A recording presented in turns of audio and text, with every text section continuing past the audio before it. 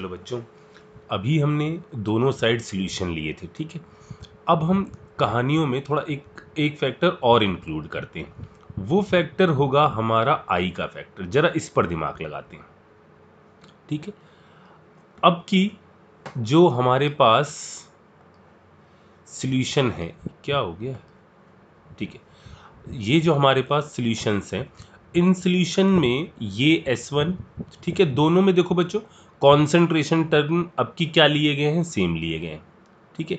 लेकिन आपको क्या कहा गया है, आपको कहा गया है कि जो आपके सल्यूट हैं वो आपका क्या हो रहे हैं, 100% डिसोशिएट हो रहे हैं। मतलब आई का फैक्टर क्या है, इधर है 5, देखो आ रही बात समझ में, इधर है 5 और इधर आई का फैक्टर क्या है, वो है आपका 2, ठीक। अच्छा, अब मैं आगे इस क्वेश्चन पर बात अपनी रखूं उससे पहले एक चीज देखो। कभी क्वेश्चन में ऐसा हो सकता है कि आपको भ्रमित कर दिया जाए कुछ ऐसी इंफॉर्मेशन देकर जिससे आपको लगने लगे कि यहाँ ऐसा होना चाहिए। मैं क्या बात कर रहा हूँ मैं इसको बताता हूँ। जैसे देखो, मैंने यहाँ लिखा कॉपर सल्फेट का एक्वस सॉल्यूशन, ठीक है। और यहाँ लिखा अमोनिया का एक्वस सॉल्यूशन। अमोनिया के एक्वस सॉल्यूशन का मतलब क्या होता है, NH4OH लिखा हुआ है एक्वस सॉल्यूशन, ठीक है। और फिर मैंने आपको खूब सारी इंफॉर्मेशन दे दी कि एनालिटिकल केमिस्ट्री में जब ये दोनों चीज़ें कंबाइन होती हैं, कॉपर सल्फेट और आपका अमोनिया का ये सॉल्यूशन एक साथ कंबाइन होता है, तो ये आपका एक ब्लू कलर का कॉम्प्लेक्स बनाते हैं, जिस ब्लू कलर के कॉम्प्लेक्स को बोला जाता है स्विट्जर्स रिएजेंट। यहाँ 3 और एक ऐसा कॉम्प्लेक्स बनता है। ये कॉम्प्लेक्स जो है वो ब्लू कलर का होता है। ये सारी इंफॉर्मेशन उन्होंने दी। अब आपसे कहा गया कि यदि इसका कॉन्सेंट्रेशन 0.1 m है, इस वाले का कॉन्सेंट्रेशन 0.01 m है, तो आप बताओ ये ब्लू कलर जो है वो किस चैम्बर की तरफ बनेगा, ए साइड की तरफ बनेगा या बी साइड की तरफ बनेगा। तो आप ऐसे क्वेश्चन से बिल्कुल टेंशन में मत आइएगा, ये किधर भी ब्लू कलर बनने वाला नहीं है, क्योंकि ऑस्मोसिस का एक बेसिक कॉन्सेप्ट है। और वो बेसिक कॉन्सेप्ट ये है कि इसके अंदर सिर्फ क्या चीज मूव करती है, मूव करता है सॉल्वेंट पार्टिकल। और ये बनने के लिए आपको किस चीज का मोशन करवाना पड़ेगा, आपको इस कॉपर प्लस आयन का और इनका मोशन करवाना पड़ेगा। तो आप ऐसे सवालों से बिल्कुल भ्रमित ना होइएगा बच्चों, ठीक है ना। कोई भी कहीं पर भी ब्लू कलर बनेगा नहीं, ठीक।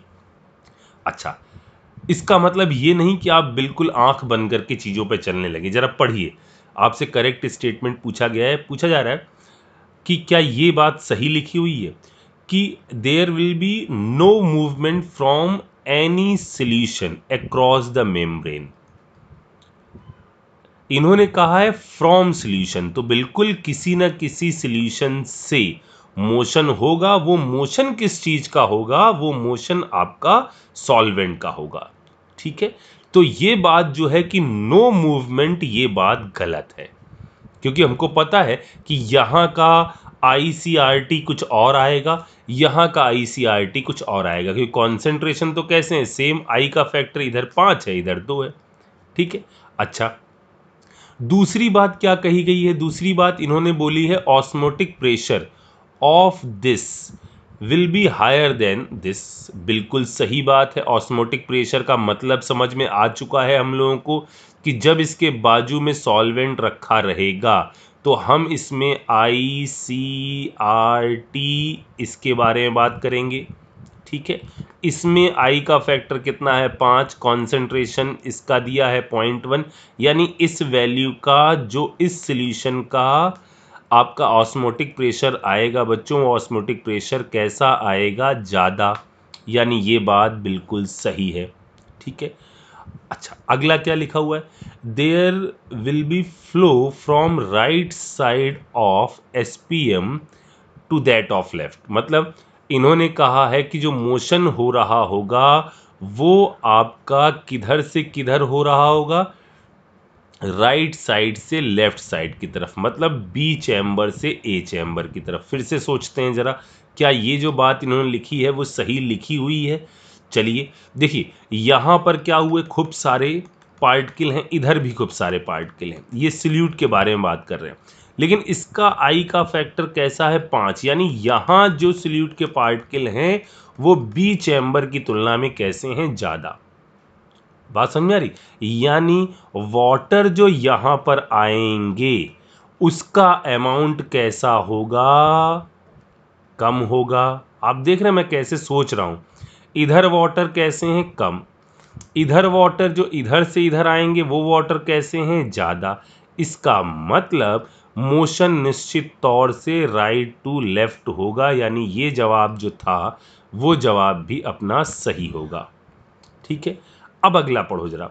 वाइट प्रेसिपिटेट BaSO4 का वाइट पीपीटी होता है, will not be form right side of SPM। अरे राइट क्या, ये तो कहीं नहीं बनेगा। क्यों? क्योंकि वही बात जो मैंने ऊपर स्विट्जर्स रिएजेंट के लिए बोली ना बच्चों, इसको बनाने के लिए क्या होना चाहिए, आपका Ba+2 और इनका कॉम्बिनेशन होना चाहिए, बट ये तो फ्लो करेंगे ही नहीं। फ्लो क्या चीज करती है, फिर से बोल रहा हूं, सॉल्वेंट। ये बात समझ में आ गई? अच्छा, यहां पर मैं एक इंफॉर्मेशन और दे दूं। यदा कदा ऐसा सेटअप बनाया जाता है कि इस टाइप से एक सॉल्यूशन ले लिया गया है, सॉरी यहां पर ऐसे ले लिया गया, ये सॉल्वेंट ले लिया गया, ठीक है, और कुछ ऐसा अरेंजमेंट होता है।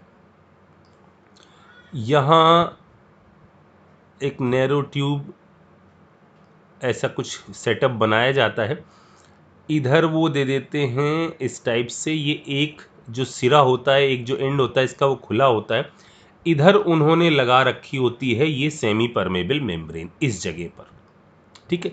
अंदर यहां भर दिया है उन्होंने कौन सा सॉल्यूशन, इधर भर दिया है, मान लेते हैं शुगर सॉल्यूशन, ठीक है।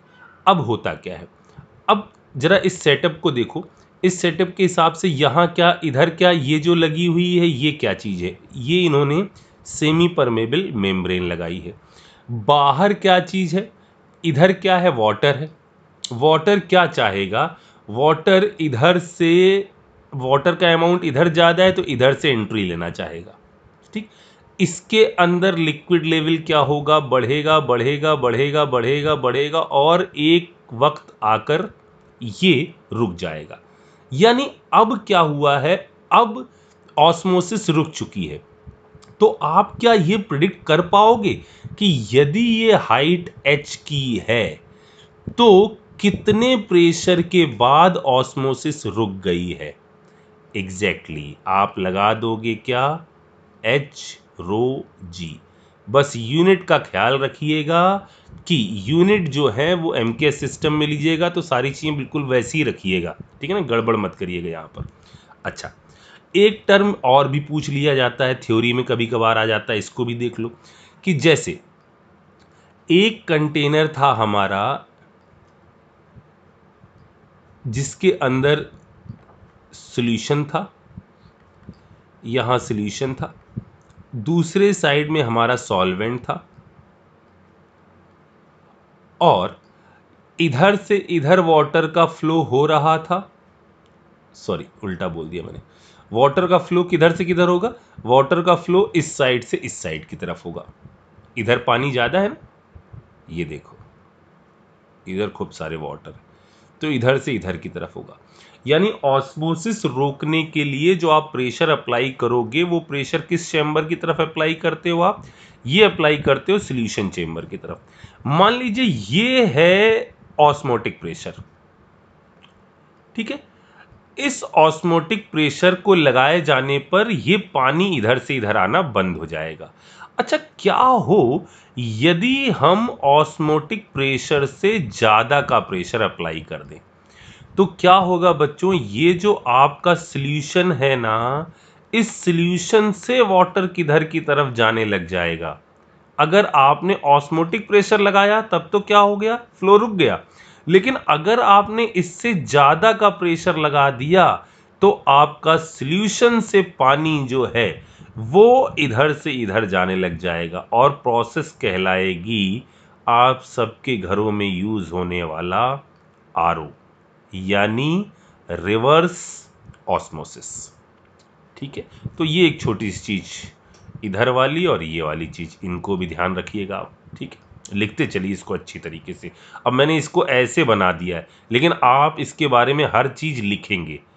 ठीक है, अच्छे नोट्स बनाते चलिए। अच्छा, अब मैंने जो आपको थोड़ी देर पहले सवाल दिया था उस पर आते हैं। इसको भी मैंने यहां पर रखा है आपके लिए। फिर से वही है, एक चैम्बर ये वाला, एक चैम्बर ये वाला है। आपको इसमें बताना है कि कितना प्रेशर किस साइड की तरफ अप्लाई किया जाए कि ऑस्मोसिस रुक जाए। ठीक, इसमें बस एक छोटा सा पार्ट और बचा हुआ है सॉल्युबिलिटी का, वो देखता हूं मैं, आज हो पाएगा तो आज कर दूंगा। लेकिन पहले तो आप मुझे इसका जवाब दीजिए। ठीक है, पहले मुझे इसका जवाब दीजिए कि मैं कितना प्रेशर और किस साइड की तरफ लगाऊं जिससे ऑस्मोसिस रुक जाए। ठीक है बच्चों, चलो जल्दी चालू हो जाओ, इसको बताओ मुझे।